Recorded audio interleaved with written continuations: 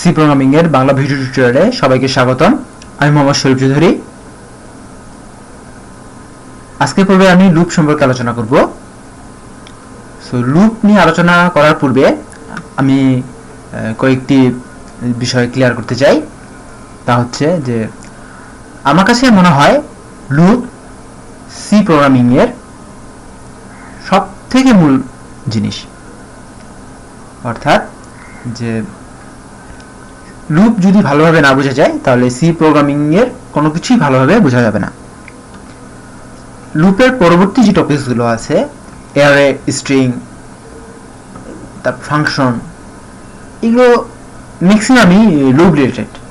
এবং লুপ সম্পর্কে যদি বেসিকটা ক্লিয়ার না থাকে কারো, সো তার পরবর্তী বিষয়গুলোতে প্রচুর পরিমাণে সমস্যা হবে। আরও একটা ব্যাপার, সেটা হচ্ছে যে লুপ খুব সোজা একটা ব্যাপার না, বিষয় না,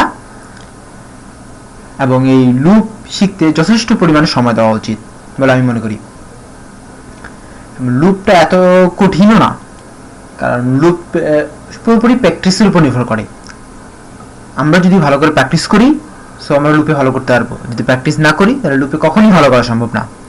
আর লুপে ভালো করা সম্ভব না হলে তো পূর্বেই বললাম যে পরবর্তী টপিকগুলোতে প্রচুর পরিমাণে সমস্যা হবে। ম্যাক্সিমাম ক্ষেত্রে হয় যে এই লুপে প্র্যাকটিস না করার ফলে পরবর্তী টপিকসগুলো বুঝতে অসুবিধা হয়, এবং ম্যাক্সিমাম শিক্ষার্থীরাই যারা সি শিখে তারা এখানে এসে আটকে পড়ে।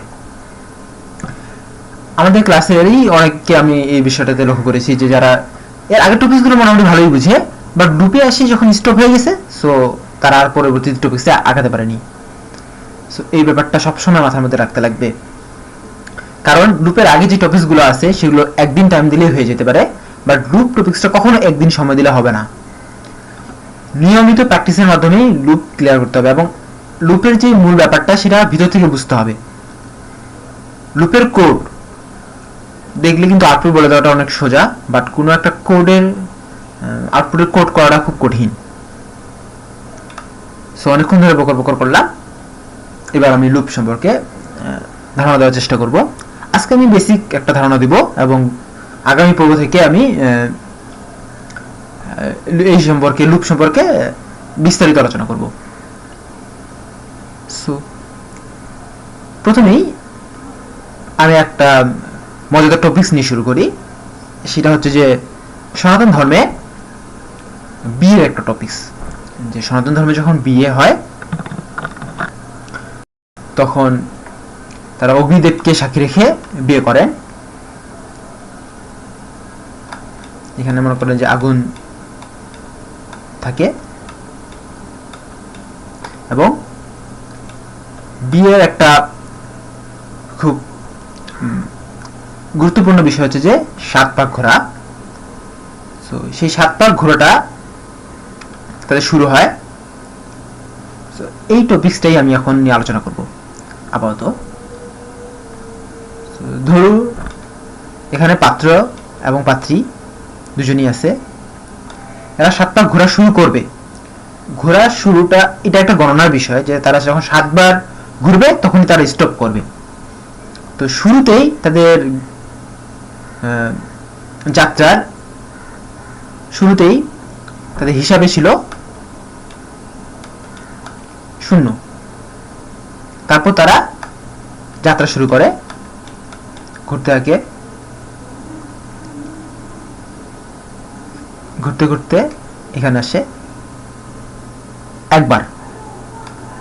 এটা হচ্ছে যাত্রার শুরু, এটা হচ্ছে যাত্রার সমাপ্তি। শুরু থেকে ঘুরতে ঘুরতে ঘুরতে ঘুরতে আসলো, তখন তাদের হিসাবে চলে আসলো 1। এখন তারা আরেকটা ব্যাপার যে তারা ঘুরবে 7 বার, এবং তাদের কেবল ঘোরা হয়েছে একবার। সো তাদেরকে আরো ঘুরতে হবে। এই সমাপ্তি থেকে কি হলো, আবার শুরুতে চলে আসলো। শুরু থেকে কি হলো, আবার তারা ঘোরা শুরু করলো। এবার ঘুরতে ঘুরতে ঘুরতে ঘুরতে চলে আসলো এখানে। এবার তাদের হিসাব হলো 2। এটাও কিন্তু 7 থেকে কম। যখন 7 হবে তখনই কিন্তু তাদের ঘোরাটা বন্ধ হবে। সো এটা 2 যেহেতু 7 থেকে কম, সে তারা আরেকবার ঘুরবে। আরেকবার ঘুরলো, ঘুরতে ঘুরতে ঘুরতে ঘুরতে আবার এখানে চলে আসলো। এবার হলো 3, এটাও 7 থেকে কম। সো সো তাদের কাজ শেষ হয়নি, আবার ঘুরতে হবে, আবার ঘোরা শুরু করলো, ঘুরতে ঘুরতে এখানে চলে আসলো। এবার হিসাব হলো 4, এখনো শেষ হয়নি, আবার ঘোরা শুরু করলো, ঘুরতে ঘুরতে ঘুরতে ঘুরতে ঘুরতে ঘুরতে এখানে চলে আসলো 5, এখনো শেষ হয়নি, ষষ্ঠবারের মতো ঘোরা শুরু করবে, এখানে চলে আসার পরে 6 হবে, তারপরে এবার ঘোরা শুরু করবে, ঘুরতে ঘুরতে ঘুরতে ঘুরতে যখন এখানে আসবে তখন 7 হবে। যখনই 7 হবে, 7 হওয়া মানে কি, তারা আর ঘুরবে না, স্টপ হয়ে যাবে। যখনই হিসাবে 7 চলে আসলো, তার মানে কি সে আর প্রথমে যাচ্ছে না, স্টপ, এবং তাদের কি হচ্ছে, পরবর্তী কার্যক্রম শুরু হচ্ছে বিয়ের। এটাই হচ্ছে লুপের বেসিক। আমরা একটা নির্দিষ্ট কন্ডিশন, যেটা এখানে বলা হচ্ছে 7 বার, এই নির্দিষ্ট কন্ডিশনের দিকে যাব ধীরে ধীরে, এবং একই কাজ করব, একই কাজ একাধিকবার করব, যতক্ষণ না পর্যন্ত একটা কন্ডিশন ব্রেক হচ্ছে, যতক্ষণ পর্যন্ত একটা শর্ত পূর্ণ হচ্ছে, ততক্ষণ পর্যন্ত আমরা একটা কাজ করব। এটাই হচ্ছে লুপের বেসিক, এবং এই জিনিসটাই যারা মাথায় রাখতে পারে তারাই লুপে ভালো করতে পারে। সো এতটুকুই বলি, এবার মূল কোডিং এ চলে যাই। প্রথমেই বলেছিলাম যে লুপের বেসিকটা হচ্ছে যে একই কাজ আমরা করব যতক্ষণ পর্যন্ত একটা কন্ডিশন ব্রেক হয়। ইয়েস, এটা হচ্ছে লুপের বেসিক। প্রথমেই আমরা একটা ভেরিয়েবল ডিক্লেয়ার করতেছি ইন্টিজার a, যার মান নিয়ে নিচ্ছে 1। শুরু করার জন্য একটা কাজ বারবার শুরু করব, যে কাজটা করব তার শুরুটা ইন্ডিকেট করার জন্য আমি স্টার্ট লিখতেছি। আমার কাজটা হচ্ছে printf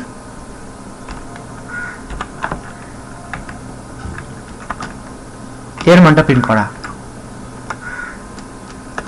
এরপর আমরা কি করব, এর মানটা প্রিন্ট করার পরে আমরা এর মানটা এক বেশি করে দেব।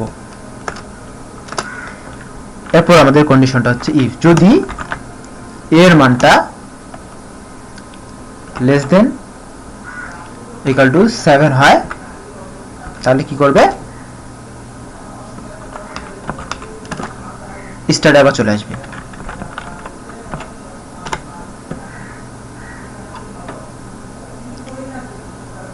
এই কোডিংটা বুঝতে একটু সমস্যা হচ্ছে অনেকেরই। প্রথমে আমি এটা রান করব।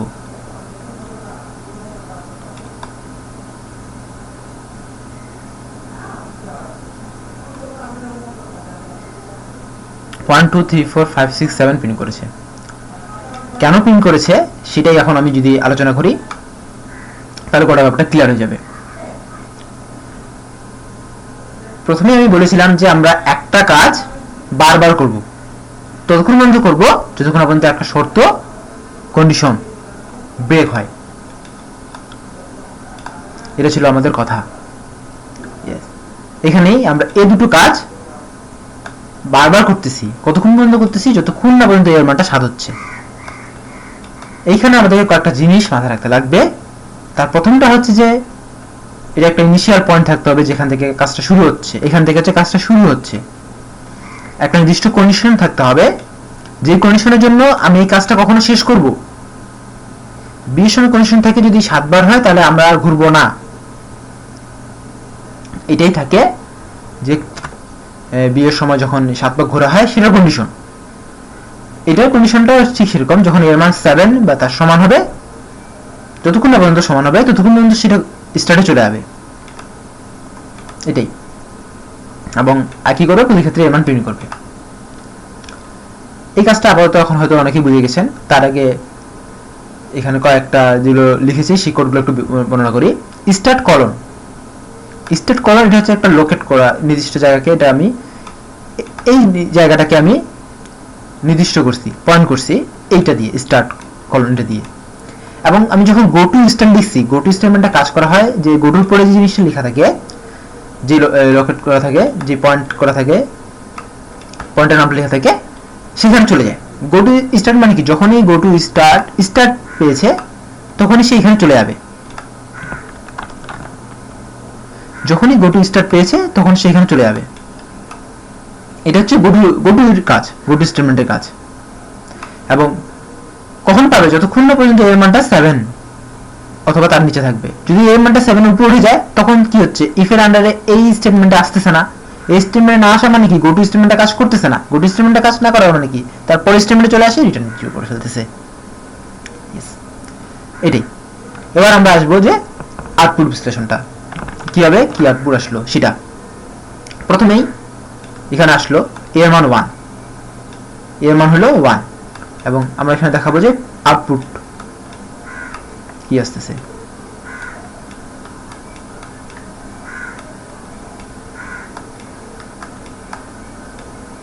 আউটপুট কি আসবে সেটা আমি এখানে দেখাবো। সো প্রথমেই এর মান এখানে 1, স্টার্ট শুরু হলো, এটা একটা পয়েন্ট লোকেট করছে, আপাতত কোনো কাজে নাই। এবার আসলে প্রিন্টের পার্সেন্ট এ, এর মান হচ্ছে 1 এবং এখানে প্রিন্ট অপশন, তাহলে আউটপুট এটা শো করবে, কি শো করবে, 1 শো করবে। এবার হচ্ছে এ প্লাস প্লাস, এর মান 1 বাড়বে, সো এর মান হয়ে গেল 2।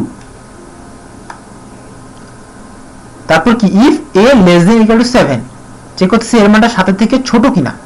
হ্যাঁ, এর মানটা অবশ্যই 7 থেকে ছোট।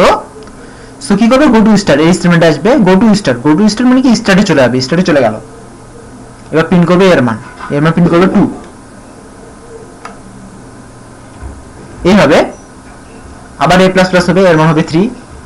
গো টু স্টার্টে এই কন্ডিশন চেক করবে সত্য, গো টু স্টার্টে চলে যাবে, প্রিন্ট করবে এর মান 3। তারপরে এইভাবে করতে করতে 4, 5, 6, যখন এর মান 6 হবে তখন এ প্লাস প্লাস 7, তো আবার সত্য হচ্ছে, আবার স্টার্টে যাবে, এর মান 7 প্রিন্ট করবে, তারপর এর মান হয়ে যাবে 8। যখন এর মান 8 হয়ে যাবে তখন এই কন্ডিশনটা ব্রেক করবে, মিথ্যা, যেহেতু কন্ডিশনটা মিথ্যা সেহেতু সে গো টু স্টেটমেন্টে যাবে না, সে নিচে চলে আসবে, রিটার্ন 0। সো প্রোগ্রামটা টার্মিনেট করবে।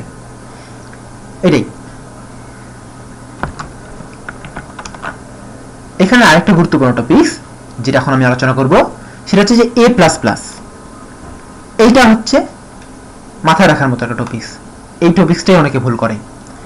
এই টপিকসটা হচ্ছে যে আমি যখন স্টার্ট করেছি তখন এটা একটা মান ছিল যেটা এই কন্ডিশনটাকে সত্য বলতো, বা এইরকম একটা কন্ডিশন, এরকম একটা টপিক, এরকম একটা স্টেটমেন্ট থাকবে যার জন্য এই কন্ডিশনটা 100 মান মিথ্যা হবে, এর মানটা বাড়তে বাড়তে 100 7 হবেই, ফলে লুপটা ব্রেক করবে। এখানে যদি আমি এ মাইনাস মাইনাস দিতাম তাহলে লুপটা আজীবন চলতো এবং আজীবন ব্রেক করতো না। সো এই ক্ষেত্রে এগুলো মাথায় রাখতে লাগবে যে একটা মাঝখানে কিছু থাকতেছে যার জন্য এই লুপ, এই কন্ডিশনটা ব্রেক করবে এবং ফলে লুপটা ব্রেক করবে। একটা লুপের বেশ কয়েকটা অংশ আমরা দেখলাম, যার মধ্যে একটা হচ্ছে ইনিশিয়ালাইজেশনের মানে শুরু যেটা হচ্ছে সেটা, এই সময় একটা মান নিয়ে সে ঢুকতেছে, কিছু কাজ করতেছে, একটা কন্ডিশন থাকতেছে যার জন্য লুপটা বারবার ঘুরবে, এবং একটা স্টেটমেন্ট থাকতেছে যার জন্য লুপের এই কন্ডিশনটা 100 ব্রেক হবে। এটাই হচ্ছে লুপের বিভিন্ন অংশ। বিভিন্ন অংশকে বিভিন্নভাবে ম্যানিপুলেট করে এই লুপ ইউজ করা হয়। আগামী পর্বে আমরা লুপে আরো ভালো কিছু শিখব। গো টু এই স্টেটমেন্টের সাথে যে লুপটা হয়েছে সেটা সি এ খুব রেয়ার, খুব কমই দেখা যায়। For loop, while loop, do while লুপে বেশি দেখা যায়। সো শেষ করার আগে আমি এখানে একটা উদাহরণ দিয়েছিলাম যে সনাতন ধর্মের বিয়ের উদাহরণ। সো এখানে আমার হয়তো কোনো প্রকার ভুল থাকলে তা ক্ষমা দৃষ্টিতে দেখবেন আশা করি, এবং ধন্যবাদ সবাইকে আমার সাথে থাকার জন্য। দেখা হবে পরের টিউটোরিয়ালে।